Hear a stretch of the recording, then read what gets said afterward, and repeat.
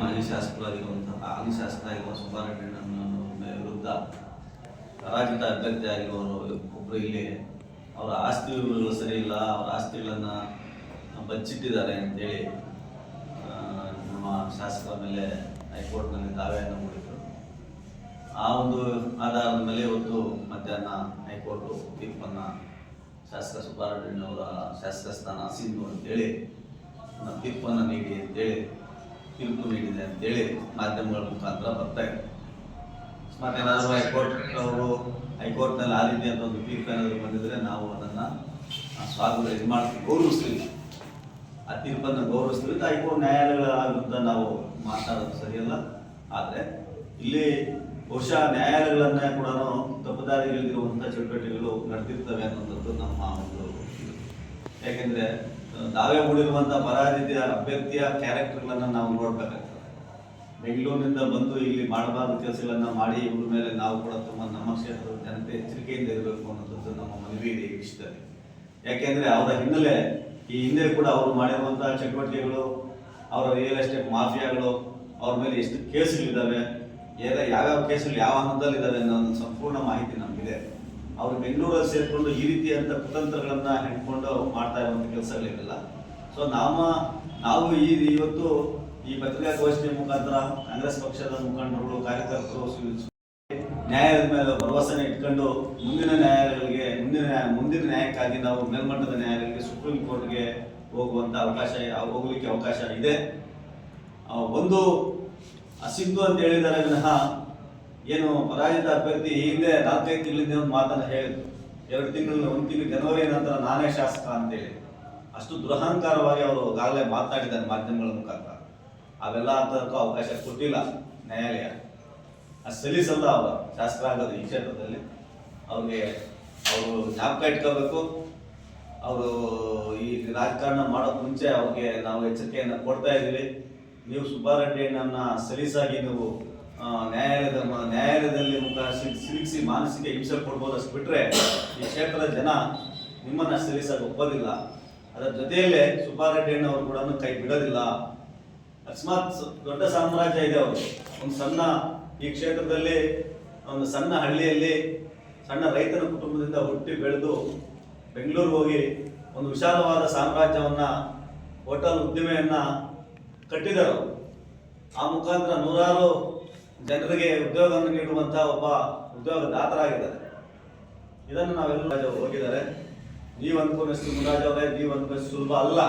ಇಡಿ right ಮಾಡಿಸ್ತೀವಿ, ನಿಮ್ಮದೇ ಸರ್ಕಾರ, ಕೇಂದ್ರದಲ್ಲಿ ನಿಮ್ಮದೇ ಸರ್ಕಾರ. ಏನು ಸಿಕ್ತು ನಿಮಗೆ ಇಡಿಯಲ್ಲಿ? ಬೆಂಗಳೂರಿನಿಂದ ಬಂದು ನಮ್ಮ ಕ್ಷೇತ್ರದಲ್ಲಿ ರಾಜಕಾರಣ ಮಾಡುವಂತಹ ಈ ಕುತಂತ್ರಗಳ ಬಗ್ಗೆ ಎಚ್ಚರಿಕೆಯಿಂದ ಇರಬೇಕು. ನಾವು ನಮ್ಮ ತನವನ್ನು ನಾವು ಬಿಟ್ಕೊಡ್ಬಾರ್ದು.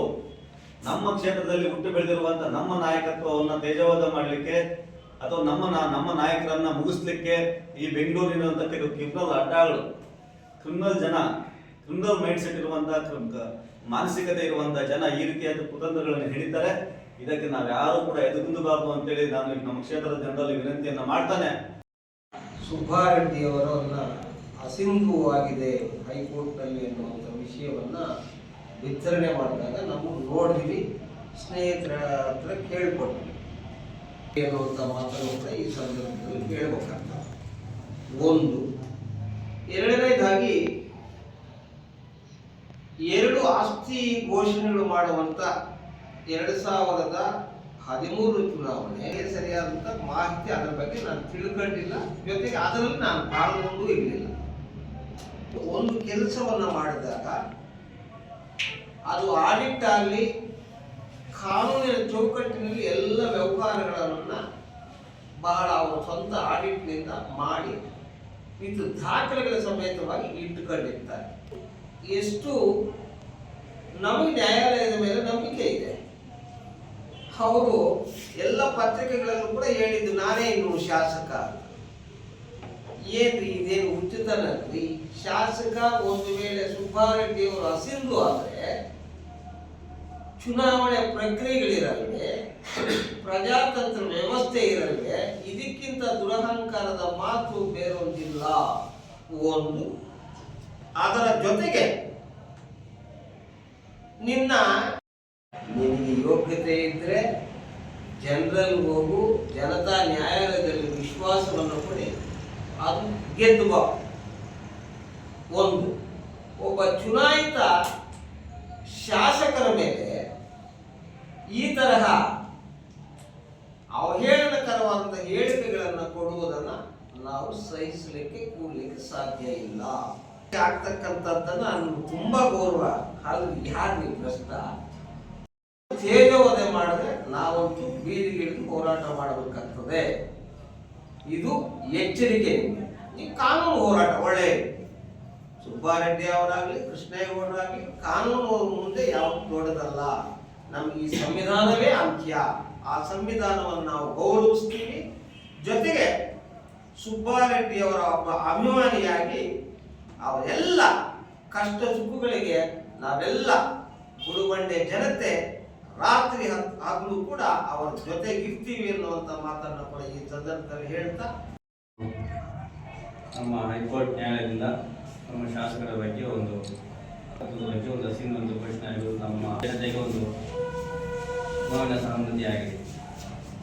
ಏನಪ್ಪ ಅಂದರೆ, ಈ ಭಾಗದ ಶಾಸಕರು ಅನೇಕ ಜನಪರ ಕಲ್ಯಾಣ ಕಾರ್ಯಕ್ರಮಗಳು, ಬಡವರು ಬಂದು ಅವರು ಮಾಡಿದ ಸೇವೆಗಳು ಸದಾ ಈ ಒಂದು ಕ್ಷೇತ್ರದಲ್ಲಿ ಎಲ್ಲ ಹೃದಯದಲ್ಲಿ ಕೂಡ ಅವರು ಮಾಡಿದ ಕೆಲಸಕ್ಕೆ ಉಚ್ಚರಣೆ ಆಗಿದ್ದಾವೆ. ಆದಾಗ್ಯೂ ಈಗ ಒಂದು ಏನೊಂದು ಚುನಾವಣಾ ಸಂದರ್ಭದಲ್ಲಿ ಅವರ ಒಂದು ಅಪ್ಡೇಟ್ ಏನಿದೋ ಅದು ಸರಿಯಾಗಿ ಸಲ್ಲಿಕೆ ಹಾಕಿಲ್ಲ ಅನ್ನೋದ್ರ ಬಗ್ಗೆ ಒಂದು ತಕರಾರು ಸಲ್ಲಿರುವಂಥ ವ್ಯಕ್ತಿ, ಅವರ ಒಂದು ಹಿನ್ನೆಲೆ, ಅವರು ಎಂಥ ಮನುಷ್ಯ ಏನಂತ ತಮಗೆಲ್ಲರೂ ಗೊತ್ತು. ಅವರು ಈಗಾಗಲೇ ಒಂದು ಆನೇಕಲ್ವ ಸುತ್ತಮುತ್ತ ಎಲ್ಲ ಒಂದು ಜನರಿಂದ ತಿರಸ್ಕಾರ ಪಡೆಯುವಂಥ ವ್ಯಕ್ತಿ ಬಂದು ಅವರು ಈ ಭಾಗ ಪ್ರದೇಶದ ಜನತೆಯಲ್ಲಿ ಒಂದು ಕಶ್ಮಲವನ್ನು ಕೂಡ ಉಂಟು ಮಾಡಿದ್ದಾರೆ. ಇದೊಂದು ನ್ಯಾಯ ತೀರ್ಪನ್ನು ಕೊಡಿಸೋ ಜೊತೆಗೆ ಅವರ ಒಂದು ಸ್ವಭಾವವನ್ನು ಕೂಡ ತಿಳ್ಕೋಬೇಕಾಗುತ್ತದೆ. ಎಲ್ಲ ಬಡವರು ಕೂಡ ಧೈರ್ಯವಾಗಿ ಇರ್ತಾರೆ, ಅವ್ರ ಜೊತೆಗೆ ನಾವೆಲ್ಲ ಕೂಡ ಇರ್ತೀವಿ. ಮುಂದಿನ ದಿನದಲ್ಲಿ ಮುಂದಿನ ನ್ಯಾಯಾಲಯದಲ್ಲಿ ಕೂಡ ನಮಗೆ ಒಂದು ನ್ಯಾಯ ಸಿಗುತ್ತೆ ಅಂತ ಭರವಸೆ ಇದೆ. ಎಲ್ಲ ಕೊಟ್ಟಿದ್ದೀವಿ. ಆದರೆ ಕೆಲವು ವಿಚಾರಗಳಲ್ಲಿ ಸರಿ ಇಲ್ಲ ಅನ್ನೋದರ ಮೇಲೆ ಈಗ ಆಗಿದೆ. ಅದನ್ನು ನಾವು ನ್ಯಾಯಾಲಯದ ಸುಪ್ರೀಂ ಕೋರ್ಟ್ ನ್ಯಾಯಾಲಯದ ಸವಿಸ್ತಾರವಾಗಿ ಅಲ್ಲಿ ಕೊಟ್ಟು ಕೇಸನ್ನು ಗೆಲ್ಲುವಂಥ ವಿಶ್ವಾಸವನ್ನು ನಾವು ವ್ಯಕ್ತಪಡಿಸ್ತೀವಿ. ನನ್ನ ಶಾಸಕ ಸ್ಥಾನವನ್ನ ಸಿಂಧು ಮಾಡಿ ಅಂತ ಅದಕ್ಕೆ ಸುಪ್ರೀಂ ಕೋರ್ಟ್ ಒಪ್ಪಲಿಲ್ಲ. ಮೊದಲು ನಿಮ್ಮ ವಿಚಾರಣೆಯನ್ನ ಹೈಕೋರ್ಟ್ ಅಲ್ಲಿ ಮುಗಿಸ್ಕೊಂಡು ಬನ್ನಿ ಅನ್ನೋದನ್ನ. ಅದು ನಮ್ಮ ಕಾನೂನಿನಲ್ಲಿ ಆ ಥರ ವ್ಯವಸ್ಥೆ ಇಲ್ಲ. ಒಂದು ವೇಳೆ ಕೋರ್ಟಲ್ಲಿ ನಿಕಟವಾದಂತಹ ದಾಖಲೆಗಳನ್ನು ನಾವು ಕೊಡುವುದರಲ್ಲಿ ವಿಫಲವಾದರೆ ನ್ಯಾಯಾಲಯದ ತೀರ್ಪು ಏನು ಬರುತ್ತೋ ಅದಕ್ಕೆ ನಾವು ಕಾಯ್ತೀವಿ. ಅವ್ರ ಬಗ್ಗೆ ಯಾರೋ ಒಬ್ಬ ವ್ಯಕ್ತಿ ಕೇಸನ್ನು ಹಾಕಿ ಅವರು ಹಂಗೆ ಮಾಡಿದ್ದಾರೆ, ಹಿಂಗೆ ಮಾಡಿದ್ದಾರೆ, ಅದು ಸರಿಯಾದ ಮಾಹಿತಿ ಗೊತ್ತಿಲ್ಲ ಎಲೆಕ್ಷನ್ ಕಮಿಷನ್ಗೆ ಅಂತ ಕೋರ್ಟ್ಗೆ ಹೋಗಿದ್ರು. ಕೋರ್ಟಲ್ಲಿ ಅದು ಕೋರ್ಟ್ಗೆ ನಾವು ಅದನ್ನು ಪ್ರತಿಯೊಬ್ಬ ವ್ಯಕ್ತಿನೂ ಕೋರ್ಟ್ಗೆ ತಲೆಬಾಗಬೇಕು. ತಲೆಬಾಗೋ ಉದ್ದೇಶವಾಗಿ ಅವರು ಏನು ಡಾಕ್ಯುಮೆಂಟ್ ಸಬ್ಮಿಟ್ ಮಾಡುತ್ತಾರೆ ಅದ್ರ ಪ್ರಕಾರವಾಗಿ ಇವಾಗ ಕೋರ್ಟ್ ತೀರ್ಮಾನ ಕೊಟ್ಟಿರುತ್ತದೆ. ಅದಕ್ಕೆ ವಿರೋಧವಾಗಿ ನಮ್ಮ ಶಾಸಕರು, ನಮ್ಮ ಪ್ರತಿನಿಧಿ ಅವರು ಕೋರ್ಟ್ಗೆ ಹೋಗ್ತಾರೆ. ಇನ್ನು ಕೋರ್ಟಲ್ಲಿ ಇನ್ನೂ ಬೇಕಾದಷ್ಟು ಸೆಕೆಂಡ್ ಬೆಂಚ್ ಇದೆ, ಫುಲ್ ಬೆಂಚ್ ಇದೆ, ಸುಪ್ರೀಂ ಕೋರ್ಟ್ ಇದೆ, ಎಲ್ಲ ಕೋರ್ಟ್ಗಳಿದೆ, ನ್ಯಾಯಾಲಯ ಇದೆ. ನ್ಯಾಯಾಲಯ ಎಲ್ಲದಕ್ಕೂ ಎಲ್ಲರಿಗೂ ಒಂದೇ ಥರ ನ್ಯಾಯ ಆಗುತ್ತೆ. ಇವತ್ತು ನಮಗೆ ಒಂಥರ ತೊಂದರೆ ಆಗಿರ್ಬೋದು, ನಮ್ಮ ಈ ಬಾಗೇಪಲ್ಲಿ ಕ್ಷೇತ್ರದ ಎಲ್ಲ ಜನಗಳಿಗೆ ಒಂಥರ ಬೇಸರ ಆಗಬೇಕು, ಏನಪ್ಪ ಇದು ಹಿಂಗಾಯ್ತು ಹಂಗಾಯ್ತು ಅಂತ. ಇದ್ರ ಬಗ್ಗೆ ನಾವು ಏನು ಯೋಚನೆ ಮಾಡೋ ಅವಶ್ಯಕತೆ ಇಲ್ಲ. ಇನ್ನು ಕೋರ್ಟ್ ಇದೆ, ಇನ್ನೂ ಬೇಕಾದಷ್ಟು ನಮಗೆ ಹೋರಾಟ ಮಾಡೋಕ್ಕೆ ನಾವು ಜನ ಎಲ್ಲ ಅವ್ರ ಜೊತೆಯಲ್ಲಿ ಇರ್ತೀವಿ. ನಾವು ಹೋರಾಟ ಮಾಡ್ತೀವಿ. ಅದ್ರ ಜೊತೆಗೆ ನಮ್ಮ ಶಾಸಕರು ದೇವರಿಗೆ ಅವ್ರಿಗೆ ಆರೋಗ್ಯ ಐಶ್ವರ್ಯ ಎಲ್ಲ ಕೊಟ್ಟಿದ್ದಾರೆ. ಅವರು ಇನ್ನು ಮುಂದೆ ಹೋಗ್ತಾರೆ. ಅವರು ಕೋರ್ಟಲ್ಲಿ ಸುಪ್ರೀಂ ಕೋರ್ಟ್ ಆಗಲಿ